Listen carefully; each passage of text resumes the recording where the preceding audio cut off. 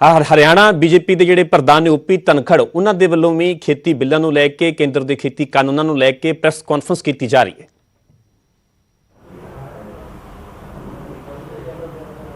जबकि केंद्र सरकार ने उस अंदेशे के बीच में अपनी खरीद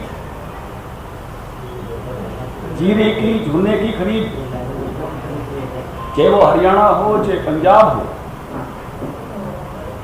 एक एक दाना खरीदने की अपनी प्रक्रिया को जारी रखा और उसके लिए जितनी बड़ी राशि 32,000 करोड़ रुपया पंजाब की खरीद पे लगता है, 12,500 करोड़ रुपया हरियाणा की खरीद पे लगता है, उस सब की व्यवस्थाएं करके उसको एक अच्छा संदेशा कि जिससे कोई अंदेशा था वो दूर हो। लेकिन कल पंजाब की सरकार ने इस पे और अधिक समाधान की बजाय भ्रम बढ़ाया।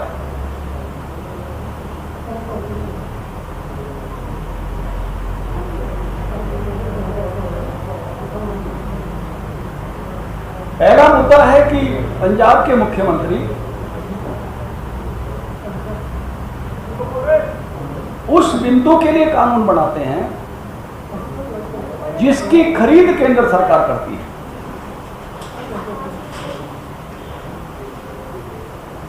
यानी कणक और झुन्ना केंद्र सरकार खरीदती है, एक एक दाना वो खरीदती है, पंजाब सरकार उसके लिए कोई धन नहीं देती। जब वो एमएसपी को परिभाषित करने लगते हैं तो केवल गेहूं और पैडी ही लिखते हैं। जो खरीद पंजाब सरकार को करनी थी मोटे अनाजों की, जिसका पैसा खुद पंजाब सरकार को देना पड़ता, या दलहन और तिलहन का पैसा 25% केंद्र से मिलता है, 75% तक राज्य सरकार को देना पड़ता है, तो दलहन और तिलहन बाकी सभी फसलों की खरीद के बारे में वो पतली गली से निकल गए। इसको कहते हैं कि बिना जिम्मेवारी के बड़ी बड़ी बातें करना। पंजाब सरकार ने पंजाब के किसानों की मक्का खरीदने की, सरसों खरीदने की, किसी ने बाजरा उगाया तो बाजरा खरीदने की, किसी ने मूंग उगाया तो मूंग खरीदने की, दलहन तिलहन खरीदने की और मोटे अनाज खरीदने की कोई जिम्मेवारी अपने पर नहीं ली। अगर सच्चे अर्थों में किसान हितैषी है पंजाब की वर्तमान सरकार, तो बाकी अनाजों की खरीदने की जिम्मेवारी जैसे हरियाणा सरकार खरीद रही है इस प्रकार से जिम्मेवारी लेती। जैसे हम बाजरा खरीद रहे हैं, जैसे हम मूंग खरीद रहे हैं, जैसे हम सरसों खरीदते हैं, उस मामले में पतली गली से निकल गए बिना रिस्पॉन्सिबिलिटी के। दूसरा जो प्रावधान किया वो प्रावधान भी इस तरह से किया है कि सरकारी खरीद तो होगी, लेकिन सरकारी खरीद के अलावा, तो केंद्र सरकार कह रही है सरकारी खरीद होगी एमएसपी पे, कणक की भी होगी, झुन्ने की भी होगी, उसके अलावा कोई प्राइवेट आदमी अगर एमएसपी से कम पे खरीद करता है तो उसको, अगर उसने किसान को कंपेल किया है, प्रेशराइज किया है, तो उसको 3 साल की सजा और जुर्माने की बात कही है। तो पहली बात तो ये है कि किसान को कंपेल और प्रेशर वाला विषय कहां से आ गया कि आज भी किसानों को कहीं भी अपनी फसल बेचने के बारे में क्या कोई दबाव है? किसान फसल अपनी मर्जी से बेचते हैं, किसी भी प्रकार का दबाव उन पर नहीं होता है। इस प्रोविजन का तब तक कोई अर्थ नहीं है तब तक एक खरीददार, अंतिम खरीददार किसान को नहीं मिले।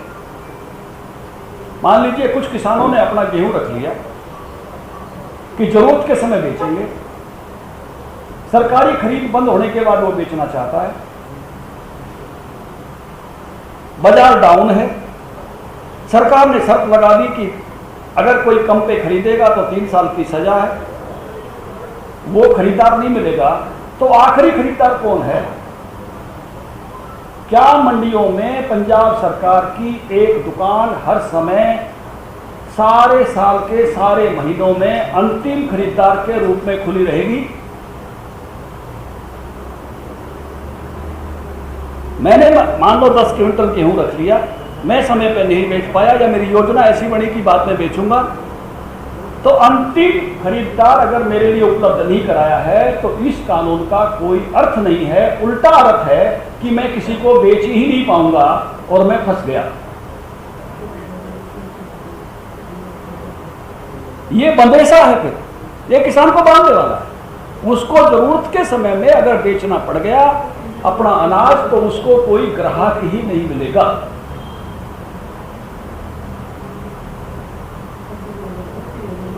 जब तक सरकार पूरे समय के लिए, क्योंकि सरकारी खरीद 1 महीना 1.5 महीना चलती है, उस समय केंद्र सरकार खरीदती है, लेकिन उसके बाद का क्या? क्योंकि कानून बाद के समय में काम करेगा, सरकारी खरीद तो हो रही है। प्राइवेट व्यक्तियों के बाद आदमी बाद के समय में जाता है, तो उस समय उसको कौन खरीदार मिलेगा? और कोई खरीदार नहीं मिलेगा तो अंतिम गारंटी सरकार को लेनी चाहिए कि हमारी एक सरकारी दुकान खुली रहेगी और हर समय हम उस पर खरीदेंगे। अगर ऐसा प्रोविजन अगर नहीं किया गया है तो इसका मतलब है कि ये कानून केवल और केवल बयानबाजी के अलावा कुछ भी नहीं है, केवल शब्दावली है, इसका कोई मीनिंग नहीं है। बहुत सारे चीजों का दुरुपयोग होता है, इसमें भी दुरुपयोग की संभावनाएं भी छुपी हुई हैं। मान लो आपसी रजामंदी से किसी आदमी ने जरूरत के समय किसी किसान ने किसी व्यापारी को अपना अनाज बेच दिया, लेकिन बाद में वो उसकी FIR भी करा सकता है कि मेरा जबरन ले लिया गया। मुझे लगता है कि पंजाब के सारे आड़तियों के खिलाफ, पंजाब के सारे ट्रेडर्स के खिलाफ इस तरह की FIR होने की संभावनाएं खोल दी गई हैं। इस कानून से पंजाब के सारे व्यापारियों के खिलाफ, जो भी अनाज के व्यापारी हैं,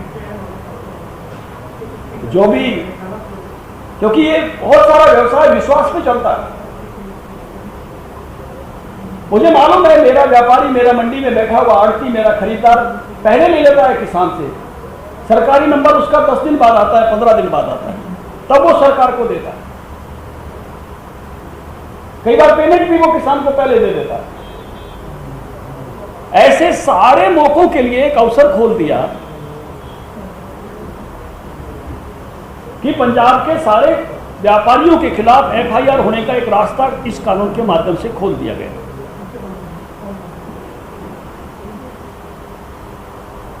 इसलिए मैंने कहा कि ये समाधान नहीं है, ये एक नया बंधन है, नया बंधेसा है इस अंदेशे के बाद, जो केवल और केवल मैं कहूंगा कि शब्दावली से ज्यादा और कुछ भी नहीं है।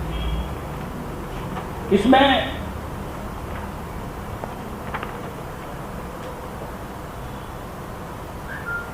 जो कोर्ट का रास्ता खोला है, कोर्ट भारत में स्वतंत्र हैं। भारत की कोर्टों में आप टाइम टेबल फिक्स नहीं करा सकते, इसलिए केंद्र सरकार ने रास्ता दिया था SPM और DC का, और उसको टाइम बाउंड दिया था।